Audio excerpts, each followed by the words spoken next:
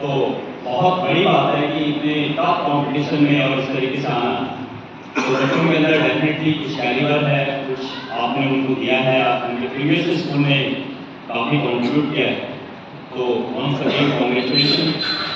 अब बात होती है, मेरे साथियों ने आपको बहुत सारी चीज़ें बताई, बड़ी बड़ी चीज़ें बताई, प्लान बताया, हमारी स्टडी के क्या क्या पैरामीटर्स हैं वो बताए। मैं इन सब चीज़ों पे कोई बात नहीं कर रहा हूँ क्योंकि वो सारी चीज़ें उन्होंने बता दी। हमारे जो राष्ट्रपति ये थे डॉक्टर राधाकृष्णन, जिनको कि हम टीचर्स डे के दिन भी सेलिब्रेट कर रहे हैं, उन्होंने कहा था कि किसी विद्यालय में प्रवेश पाना आसान है, लेकिन वहाँ अच्छी शिक्षा मिलेगी या नहीं मिलेगी इसकी कोई गारंटी नहीं। तो ये मैं सबसे पहले आपको इसलिए बोलना चाहता हूँ कि आप ये ना सोचें कि एसएससी में एडमिशन हो गया तो अब मजे हैं, आपको सारे दुनिया के दरवाजे खुल चुके हैं, अब पूरा करियर हमारा बन चुका है। ऐसा नहीं, यहाँ पे कुछ चीज़ें आपको करनी है, बच्चों को करनी है, हमको करनी है, और फिर ये सारे दरवाजे खुले। आज मैं आपको कुछ चीज़ें बताऊंगा कि आपको 5 सूत्र याद रखने हैं, 5 फॉर्मूला जो है याद कर लेंगे। मैं कभी आपको भी पूछ सकता हूँ, बच्चों को भी पूछ सकता हूँ। Number 1 attendance. आपके बच्चे की अटेंडेंस रेगुलर होनी चाहिए। केवल एक कंडीशन है कि जब वो मेडिकली अनवेल है तब उसकी छुट्टी हो। बुआ की शादी है, गृह प्रवेश है, पड़ोस में जागरण हो रहा है, ईद के दिन 3 4 दिन की छुट्टियां चल रही हैं, ये आपके बच्चे के लिए अच्छा नहीं है। फिर हम उसको दुनिया के दरवाजे नहीं दिखा सकते। अटेंडेंस, और बच्चे की अटेंडेंस नहीं, आपकी अटेंडेंस। अगर आपको बुलाया जाता है तो आपको आना है। हो सकता है आपको कोई बहुत अर्जेंट बात है, आप मैसेज करके क्लास टीचर को बोल सकते हैं आज मैं नहीं आ रहा हूँ, मैं कल आ दूंगा, या कोई बात है तो आप मुझे बता। अटेंडेंस बच्चे की भी और आपकी। एक बी आपका है बिहेवियर। जैसा आपका बिहेवियर होगा वैसा आपके बच्चे का भी बिहेवियर होगा। अब मैं आपके घर तक, आपके ड्राइंग रूम तक, आपके किचन तक जा रहा हूं कि आप क्या बोलते हो, पड़ोसी के साथ आप कैसे बात करते हो, जब आपका झगड़ा होता है कैसे करते हो, रिक्शे वाले के साथ आप कैसे डील करते हो, शॉप में आप जाते हो किस तरीके से डील करते हो, किसी मार्केट प्लेस में कैसे डील करते हो, आपके घर में कुछ लोग आते हैं इधर उधर से, आपके दोस्त आते हैं, कैसे बातें करते हैं, वो बिहेवियर कहीं ना कहीं बच्चे के ऊपर रिफ्लेक्ट होता है। और जब हमारे स्टूडेंट्स कहीं अनटूवर्ड कोई बातें करते हैं, बैड कैरेक्टर दिखाते हैं, तो 2 लोग सामने आते हैं, एक स्कूल और एक पेरेंट्स, फैमिली। तो स्कूल में इस तरीके की कोई चीजें नहीं होती हैं। जब भी कोई बच्चा कुछ करता है तो उसको उसके सोसाइटी से, समाज से या होम एटमॉस्फेयर से कुछ मिलता है। तो आपका बिहेवियर रिफ्लेक्ट होना चाहिए आपके बच्चे, चाहे वो देश की बात है, समाज की बात है, कोई अच्छा करना है, कुछ ग्रेजुएट के लिए काम करना है, समाज के लिए काम करना है, तो आपका बिहेवियर रिफ्लेक्ट होना चाहिए। सी है कोलैबोरेशन। कोलैबोरेशन का मतलब होता है आसपास में एक दूसरे को सहयोग करना, कोलैबोरेशन। यहाँ पे जितने भी आपके देख रहे हैं ये जो बोर्ड्स हमारे बने हैं, ये बोर्ड किसी एक ने नहीं बनाया, इस बोर्ड में पूरी क्लास इन्वॉल्व है। ये जो सामने मेरे पीछे ये जो जल का जो है, इसमें पूरी क्लास इन्वॉल्व है। तो कोलैबोरेशन यानी टीम काम करेगी। आजकल आईपीएल भी चल रहा है, अगर 1-2 बैट्समैन ने अच्छे रन बना दिए, 1-2 विकेट अच्छे ले लिए, उससे काम नहीं चलेगी। जब पूरी टीम परफॉर्म करेगी, जब पूरी क्लास अच्छी होगी, तो फिर क्लास का केमिस्ट्री अच्छा होगा। तो कोलैबोरेशन। और जब आप सारे जुड़ेंगे, एक साथ हमारे साथ जुड़ेंगे, एसएमसी के भी सदस्य हमारे साथ, तो फिर हम अच्छा करें। डी है डिफरेंशिएशन। ये मैं आपको बता रहा हूं कि डिफरेंशिएशन क्या है, जिसको हम डिफरेंशिएशन के साथ मैं आपको इसको डिस्टिंक्टिव क्वालिटी भी कहूं। अब आप ये कंपेयर नहीं करेंगे कि मेरे पड़ोसी का बच्चा वो भी आपके स्कूल में गया था, मेरा भी है, उसके तो 90% रह गए, वो 95 चला गया, ठीक है, तो उसको अचीवमेंट यहाँ मिल गया, वो स्पोर्ट्स में आगे बढ़ गया, मेरा बच्चा रह गया नहीं। आप ये मानिए कि हर इंडिविजुअल की अलग अलग क्षमताएं हैं, हर इंडिविजुअल का अलग अलग ब्रेन है, हर इंडिविजुअल की अलग अलग ताकत है। तो आपको डिफरेंशिएशन करना है, क्योंकि सभी लोगों में, सभी बच्चों में यूनिक फीचर्स हैं। तो कोई किसी में प्लस है, कोई किसी में। तो कभी भी कोई पेरेंट कंपेयर नहीं करेगा अपने बच्चे को। न तो अपने पड़ोस के बच्चे से करेगा, न अपने यानी साथी के किसी बच्चे से करेगा, कंपेयर नहीं करेगा, ग्रोथ करता हो, ठीक है। और ई है इमोशंस। आपके जो इमोशंस हैं वो इमोशंस बहुत खतरनाक कई बार हो जाते हैं। इमोशन किसको हम कहते हैं, जैसे लव है, एंगर है, गुस्सा है, फ्रस्ट्रेशन है, ये सारे इमोशंस होते हैं। कुछ इमोशंस पॉजिटिव होते हैं, कुछ नेगेटिव होते हैं। इमोशंस के बारे में एक बात मैं कहूंगा कि इमोशंस इंग्लिश में हम कहते हैं कि good guides but bad masters. जब हमारी इमोशन कुछ लेवल पार कर जाती है तो बड़ा खतरनाक हो जाता है, झगड़ा भी हो जाता है, मारपीट भी हो जाती है। आप अपने इमोशंस को कंट्रोल करोगे। इमोशंस हॉर्स होते हैं, हॉर्स कि उनके ऊपर बैठ के हम कहीं भी जा सकते हैं, लेकिन वो अगर तेज चलते हैं, जंप मारते हैं तो हम गिर भी सकते हैं। तो आपको अपने इमोशंस को और अपने बच्चों के इमोशंस को कंट्रोल करना है कि कोई भी चीज है, टीचर ने कुछ बोला, फॉर एग्जाम्पल टीचर ने आपके बच्चे को के बारे में आपको कुछ बताया, आप एकदम एग्रेसिव हो गए, आपने बात सुनी, या आपके बच्चे ने कुछ हमने उनको समझाने की कोशिश की, वो बिल्कुल उसे नेगेटिव तरीके से लेना शुरू कर दिया। तो इमोशंस के ऊपर आपको कंट्रोल करना है। ये जब 5 चीजें आप करेंगे तो फिर ये स्कूल आपको बहुत कुछ देगा।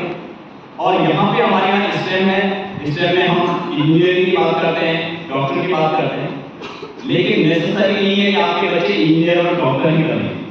वो कुछ भी बन सकते हैं, वो सिविल सर्वेंट भी बन सकते हैं। अभी हमारा नंदनगरी का एक लड़का था, उसको हमने यहाँ बुलाया था, तो उसने अंशकाल से उसने बीकॉम किया, उसके बाद वो आईआईएम किया, आईआईएम के बाद वो जेपी मॉर्गन में लगा, बहुत अच्छी जॉब की, उसके बाद वो सिविल सर्विसेज कर लिया।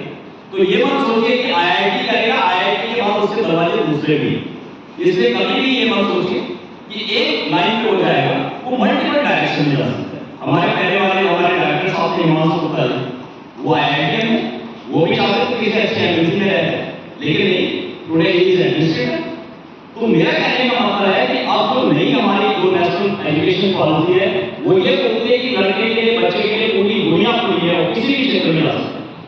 तो साइंस पढ़ने का मतलब ये नहीं कि वो मेडिकल और इंजीनियरिंग में जाता, वो मैनेजमेंट में भी जा सकता है, वो किसी टीचिंग लाइन में भी जा सकता है, वो रिसर्च में भी जा सकता है।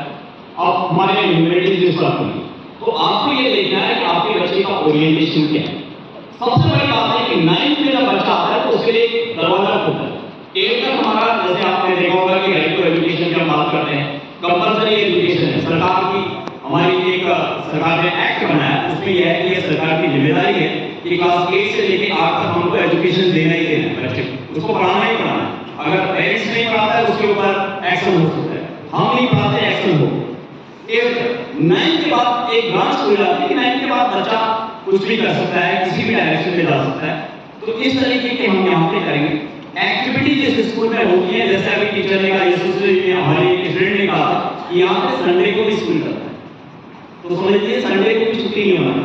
कई बार आपको संडे को एक मैसेज मिलेगा, एक यानी 50 लाख वर्ड का मेरा एक खुद मैसेज मिलेगा, और उस मैसेज के ऊपर बच्चे को कुछ ना कुछ करना हो सकता है। वो आपके साथ अभी जो पिछला था, जो अभी से पहले हुआ, उसमें बताओ क्या था, एग्जाम्पल बता देता हूँ। बच्चे को अपने पूरे परिवार के साथ बैठना था 10 मिनट 5 मिनट, और उनको हेल्थ के बारे में बात करनी थी कि हमारी जो फैमिली हेल्थ है, हमारा जो स्लीप टाइम है, हमारा जो स्क्रीन टाइम है, हमारा जो खाना है, हमारी जो एक एटमॉस्फेयर है, यानी जो एनवायरनमेंट है, तो ये बात करनी थी। तो कुछ बच्चों ने अपने राइटअप भेजे। तो हम वो चीजें करते हैं जो आपको बच्चों को बाद में जब मैनेजमेंट में जाते हैं, जब उनके ग्रुप डिस्कशंस होते हैं, वहां जो चीजें होती हैं वो हम स्टार्टिंग से करते हैं। तो we are growing very strong personality.